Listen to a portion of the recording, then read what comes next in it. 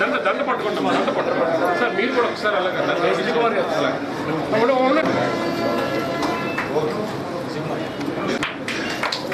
మీరు క్లోజ్గా రండి సార్, కొంచెం క్లోజ్గా రండి.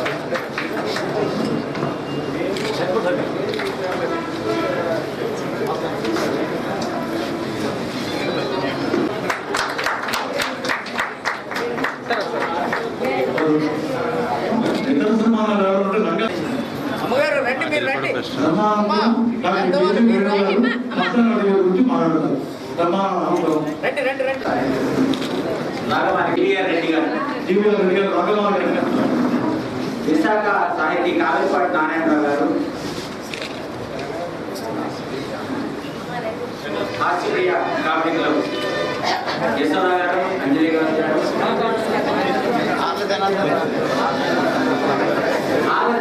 గారి ఈ ప్రాంగణం అంతా మాట్లాడుకోవాలి. సువర్ణ రోజు శివ సత్కారం భారత గారు లక్ష్మి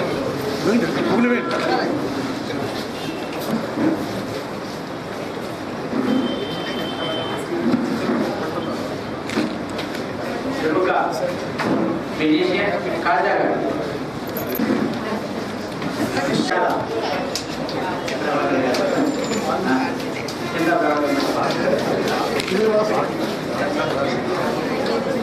గాంధీ సెంటర్ నుంచి ఆర్ సుబ్రహ్మణ్యం గారు, చూడండి మీనాక్షి గారు. మీరు కేజీ వేముల గారు,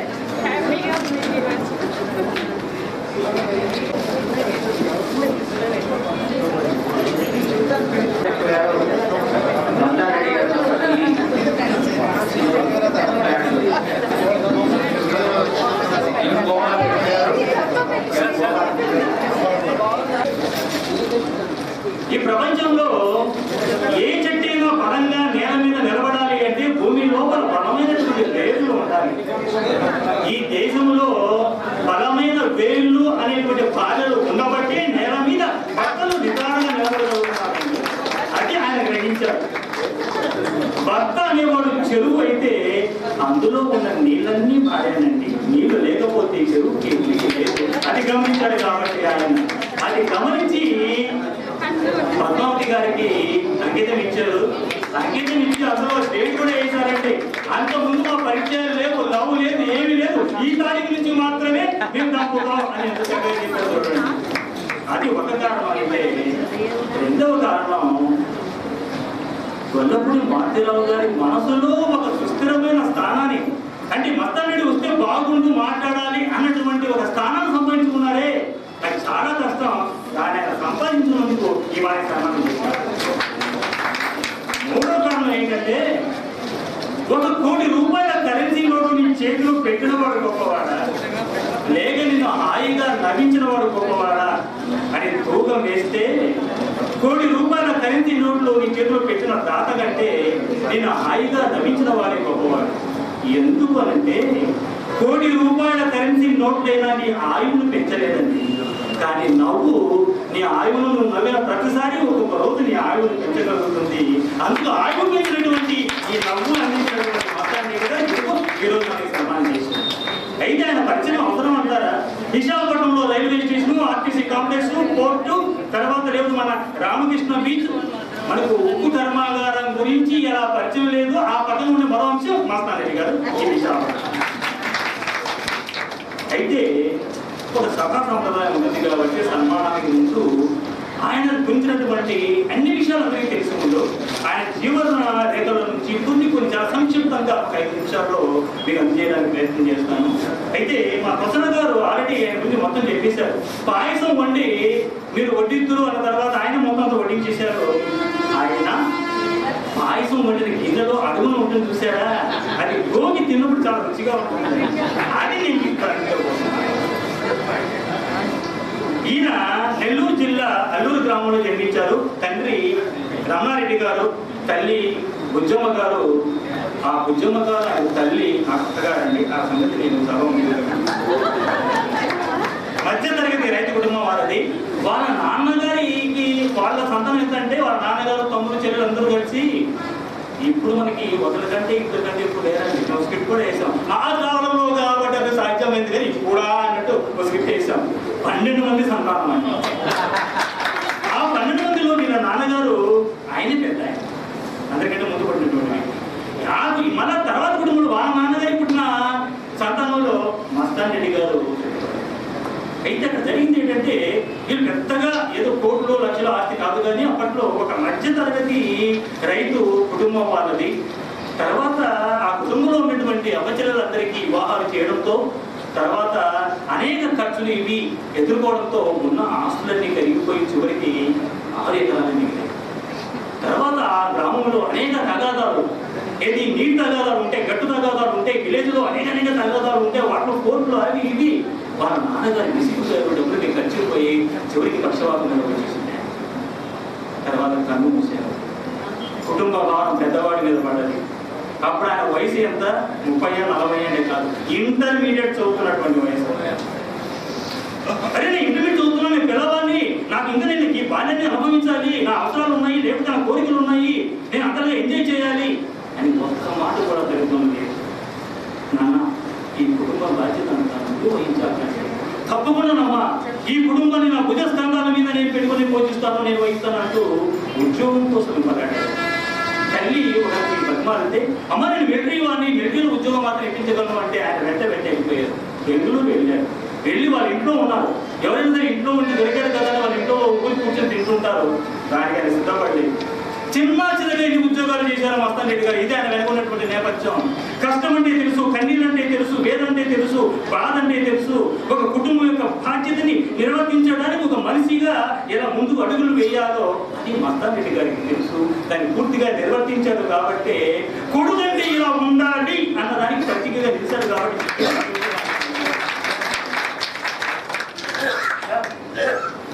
అంత చిన్న వయసులోనే ఆయన ఆర్మీలో 1972లో ఆర్మీలో చేయడం జరిగింది. 72 నుండి దాదాపు 30 సంవత్సరాలు ఆర్మీలో చేశాడు. ఏ రోజు కూడా ఏ రిమార్కు రాలేదు. ఆర్మీలో జాతీయ జెండాలాగా అయినటువంటి జవాన్కి ఎలాగో సెల్యూట్ చేస్తారో జెండాకి ఆయన తోడి ఉద్యోగులందరూ కూడా సాబ్ అంటూ నమస్కారం చేసిన వాళ్ళే మొత్తం సర్వీస్ అంతా కూడా.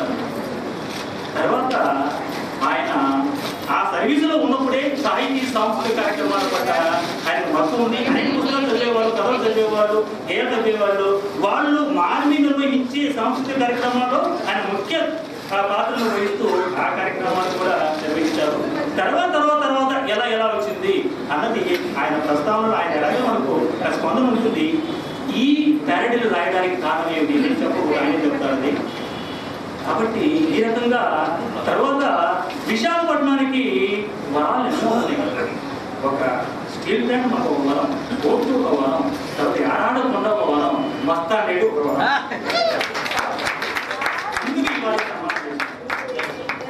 చివరగా ఇంత ఎంతైనా చెప్పొచ్చు. చివరగా మస్తాన్ రెడ్డి గారికి మనం ఎందుకు సన్మానం చేశామంటే, మస్తాన్ రెడ్డి గారు నేను ఈ గురుగారి మాటల్లోనే చెప్తున్నాను, ఆయన అనుమతితోనే చెప్తున్నాను. మిత్రులు మస్తాన్ రెడ్డి గారు ఏ పని చేసినా మనకు నచ్చుతుంది. అలాగే ఎందుకంటే కారణం అందులో ఒక ఔచిత్యం, ఒక సాంఘిక ప్రయోజనం, ఒక అభిరుచి, 10 మందిని ఆనందపరచాలనే లక్ష్యం. చూసారా, ప్రతి నెల గేటు కాంపిటీలకు 3 వారాలు నిర్వహించే కార్యక్రమాలలో ఒక పేద కళాకారుని, ఆ కళాకారుని ఎవరూ పట్టించుకోవడం లేదు, మర్చిపోయారు. బతకలేని స్థితిలో ఉన్నాడు, 3 పూట్ల తినలేని స్థితిలో ఉన్నాడు. అలాంటి వాడిని తీసుకొచ్చి కొన్ని వేల ముందు ఇదిగో అలాంటి కళాకారుడు ఒకప్పుడు ఇంత గొప్ప కళాత్మకమైనటువంటి కళను ప్రదర్శించేవాడు అని వాళ్ళని పరిచయం చేసి దండ వేసేసి నిమ్మట వచ్చేసి సార్లు కప్పినప్పుడు వాళ్ళు చూస్తున్నటువంటి ఆ చూపుల్లో ఏముందో తెలుసా, ఆయన మా అందరి ఆయుష్ను చూసుకొని 100 సంవత్సరాలు కాదు 1000 సంవత్సరాలు చదవాలి ఆయన అంటూ ఆ చూపుతో డెఫినెట్ గా వాళ్ళ ఆశీస్సులు మనకు ఒక్కడి దేవతల ఆశీస్సులు సమానం. అది ఇవాళ తర్వాత అందరికీ నచ్చుతుంది. ఎవరైనా మతాన్ని చెప్పుకున్న వాళ్ళు కానీ ఎవరైనా కానీ నెగిటివ్ థాట్ అనేది మతం జరిగేది కాదండి. తేనె తీగదనాన్ని ఎవరు కాదంటారు, మల్లెపూల సువాసన ఎవరు కాదంటారు, మొత్తాన్ని దిగని ఎవరు కాదంటారు. అంటే అది ఏది చేసినా నచ్చినట్టు చేస్తారు. అందుకే ఆయన ఏం చేసినా మనం నచ్చుతుంది ఈ ప్యారడీ పుస్తకం కోసం. అందుకు ఈరోజు ఈ సన్మానం చేశాం.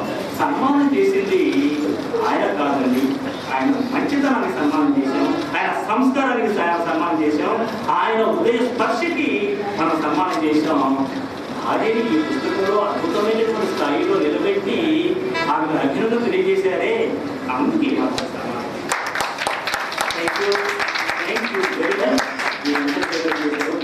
వసనా గారు మన అకాడమీ తరఫున నా ఫ్యామిలీ పుస్తకాలు వేయడం నాకు ఒక గొప్ప వరంగా భావించాను. కానీ సార్ ఇన్విటేషన్స్ కరపత్రాలు నా చేతికి వచ్చే సమయానికి నేను ఊళ్ళో లేకుండా ఉండడం వల్ల, నెల్లూరుకి రావడం వల్ల ఎవరికి పర్సనల్గా ఇన్విటేషన్ ఉండకపోయాను. అందరికీ ఎస్ఎంఎస్ ద్వారా ఈ కార్యక్రమం గురించి చెప్పాను. ఎస్ఎంఎస్ ద్వారా స్పందించి వచ్చిన మీ అందరికీ నేను మరోసారి నమస్కారం చేస్తున్నాను.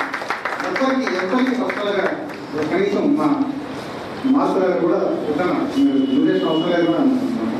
అందుకని మీ అందరికీ బయట పుస్తకాలు పెట్టున్నాయి, 20 రూపాయలు మాత్రమే. కానీ సభలో మనం అందరికీ ఒక పుస్తకం ఉచితంగా ఇవ్వబడుతుంది.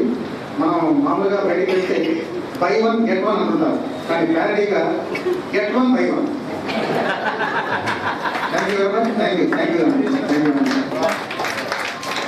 ఒక రచయిత, నటులు శ్రీ గౌరవ మాధవ గారికి, గౌరవ అతిథిగా చేసిన డాక్టర్ ఎస్ విజయ్ కుమార్ గారికి, విశిష్ట అతిథిగా చేసిన డాక్టర్ పి సత్య ప్రసాద్ గారికి, సభాధ్యక్షుడు ముఖ్యంగా వసనా గారికి, ప్రోగ్రామ్ గారికి, ఆధ్యాత్మిక వర్తికటించిన డాక్టర్ కేజీ వేణు కవి, రచయిత, నాటకర్త, మరి మీడియా మిత్రులు, చక్కటి కార్యక్రమాన్ని కవర్ చేయడం వచ్చిన మీడియా మిత్రులకు, ముఖ్యంగా ఆర్కే కుమార్